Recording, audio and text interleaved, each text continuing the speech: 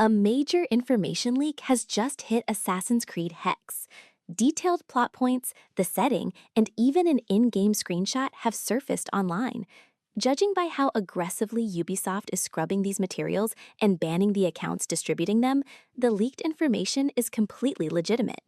The core of this leak indicates that the franchise is finally returning to its roots, and expectations for the project have instantly skyrocketed. Hexe is set to be the first game in the last 15 years where the main character is a fully realized classic assassin, and the creed itself will play a central role in the narrative. Honestly, since they are clearing everything out so fast, the leak is obviously real, so I won't risk my channel by showing the materials. But the bottom line is that I loved everything in this leak so much that I felt a massive surge of inspiration. It seems the franchise is returning to its peak form. After learning what I did, my expectations for this game grew exponentially. In fact, after the very first detail, I could have just ended the breakdown right there. Look, this will be the first game in 15 years about a proper classic assassin. Not a Medjay, not a pirate, not the characters from Shadows, not a hidden one or anything like that, but a real, fully fledged, genuine assassin, just like Altair, Ezio, and Connor. On top of that, the Assassin's Creed will play a pivotal role in the story. We actually lived to see this moment, we waited for it, and it feels like an absolute miracle. We will be playing as a female assassin named Annika. Previously, it was assumed her name was Elsa, but that turned out to be a working code name. The protagonist's real name is Annika Adler, and she lives in 17th century Germany. By the way, the name, as always, carries a deeper meaning. Annika is a Swedish and Germanic name meaning merciful, while Adler is a German surname that translates to eagle. So the character's name is literally Merciful Eagle. You can tell the writers have returned to the classic traditions of the franchise. Remember, Haytham Kenway means confrontational young eagle. Altair means flying eagle. EZIO Auditore means listening eagle. And Arno Dorian means gifted eagle.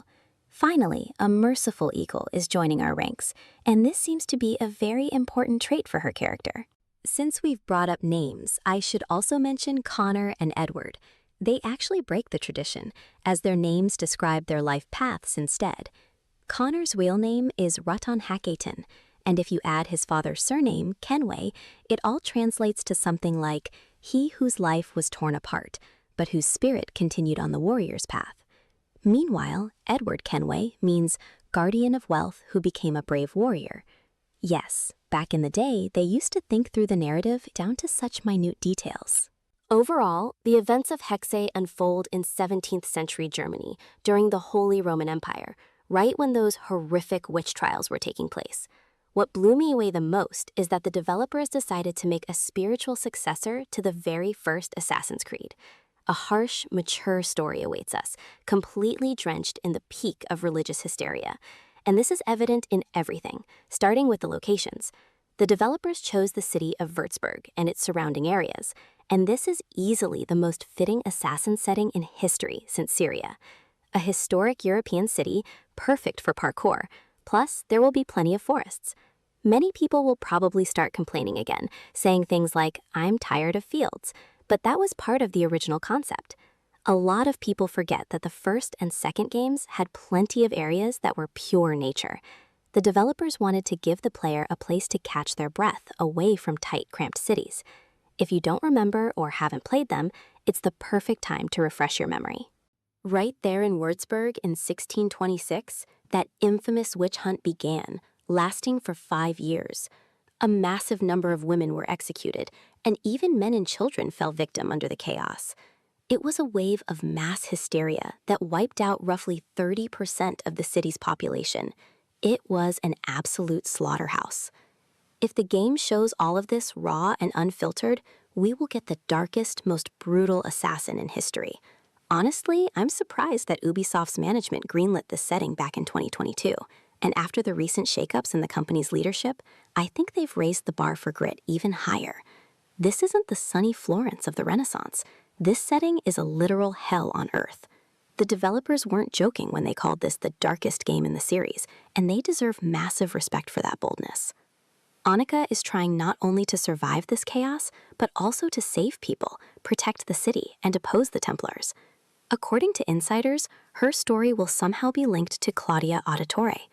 How the Auditore family ended up in Germany isn't entirely clear yet, but we know from the lore that Ezio and the Brotherhood had certain contacts in Cologne and other German cities. But the most important part, and this brings us to the absolute peak of the leak, is that EZIO AUDITORE himself will 100% appear in the game. Granted, by the time the story takes place, he has been dead for over 100 years, but he still plays a crucial role. I saw plenty of theories floating around. Some thought he would appear in memories via memory disks like Altair, or that he left a message in an Isu temple somewhere in Germany, even though he never personally went there. Others bet on flashbacks. But all these theories pale in comparison to the fact that Ezio will literally speak to the heroine. The source of the leak even provided a specific line where Ezio addresses the girl. They always fear what they cannot control. Once they called us demons too. But remember, Annika, nothing is true. Everything is permitted. How exactly does Ezio speak to a character from the future?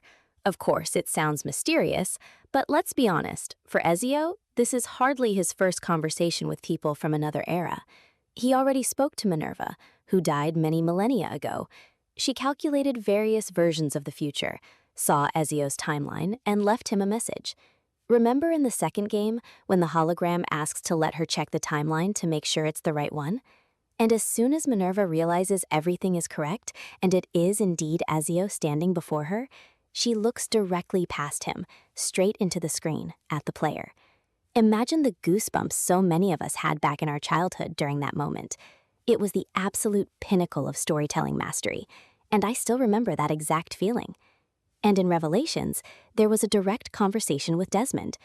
So a method for Ezio to speak to Annika definitely exists, especially since the story is being written by Darby McDevitt, a truly brilliant writer. My theory is that the Apple of Eden, for some reason, showed Ezio events of the future, just like it previously showed Leonardo da Vinci blueprints for tanks and rockets. The reason most likely lies in the modern-day storyline. I think this will be the first game since Assassin's Creed 3 to perfectly bridge Isu lore, the historical plot, and the modern day, because that's a priority again. The modern-day sections will no longer be relegated to simple text files. Ezio must play a vital role in Annika's growth, because the German Brotherhood at the time was in deep decline and torn by internal conflicts. Even the local assassin mentor, Wolfgang, is a harsh, severe man who openly violates the rules of the Creed. He resembles Pierre Belec from Unity, or even a fallen mentor like Al-Mualim from the first game. It is precisely from Ezio that Annika will learn the true meaning of the Creed. Insiders describe it as Wolfgang acting as the bad cop and Ezio acting as the good cop. All of this sounds incredibly promising. The setting is phenomenal, the narrative themes are deep, and the assassins are finally at the forefront, rather than serving as mere background dressing.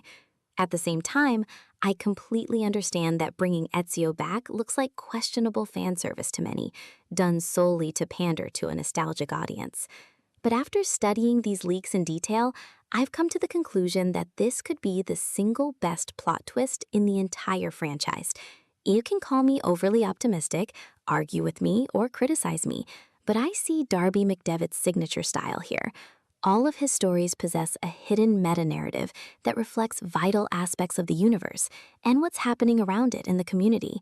In Revelations, he exposed the flip side of an assassin's life, how it affects a person and destroys them, since before that, fans thought being an assassin was pure romanticism with no downsides. In the fourth game, he showed that people become assassins through a grueling choice, rather than just being born into it. In Valhalla, he literally stitched together the fragmented storylines of the series, answering questions that had been piling up for over a decade and doing a fantastic job repairing the lore. And now Hexe is Darby's next profound commentary. Its core message is that we have forgotten who the assassins are. The franchise itself forgot. That's why the assassins within the game will be portrayed as strange, breaking their own rules. And the developers will take a radical step. they will reach back into the past and pull Ezio out of it, just so he can remind the protagonist, and, most importantly, the players themselves, who the assassins truly are.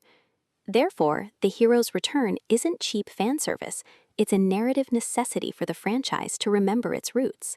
Save this prediction and compare it to Hexe's plot when the game officially launches. As for the gameplay, there is a ton of exciting news waiting for us. All the mythological magic, thank goodness, has been completely cut. Judging by the description of the gameplay loop, this is truly the exact Assassin's Creed that Patrice Desilets originally envisioned, but couldn't fully implement due to the technical limitations of the time.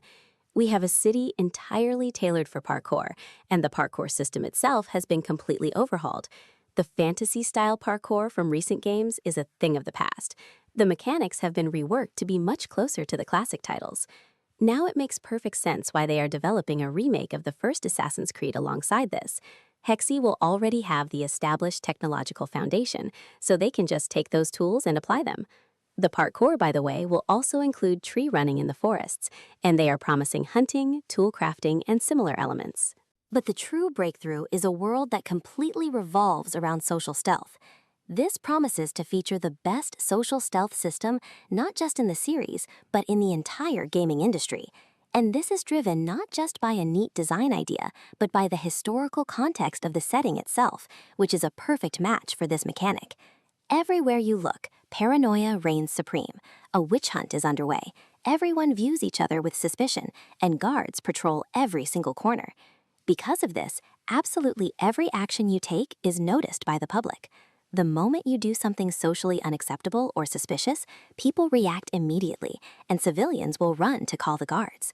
Insiders reveal that if you commit too many reckless actions, the public suspicion meter will max out, causing citizens to form an angry mob, hunt you down, and shout to the guards to help corner you. Meanwhile, Annika will use smoke bombs, sleeping agents, hallucinogens, and classic assassin tricks. But to the terrified local population, all of this will naturally look like actual witchcraft and a display of demonic power. So, the franchise is making a hard return to its roots. No massive RPG elements, just a highly detailed city with surrounding wilderness, parkour, social stealth at the forefront, and the story of the Brotherhood right at the center of the plot. To be completely honest, I didn't quite understand the industry panic and negativity surrounding this leak. Of course, I get that it's deeply frustrating for a company when confidential data goes public. It really is a heavy blow to developers, as we saw with GTA 6.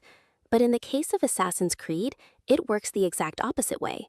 The series isn't exactly at its peak right now. It's in a bit of a slump. Over the last 6 years, only one major mainline game has come out, and even that one was highly divisive.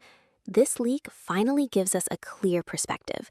It makes us understand exactly what we are waiting for and where the franchise is heading next.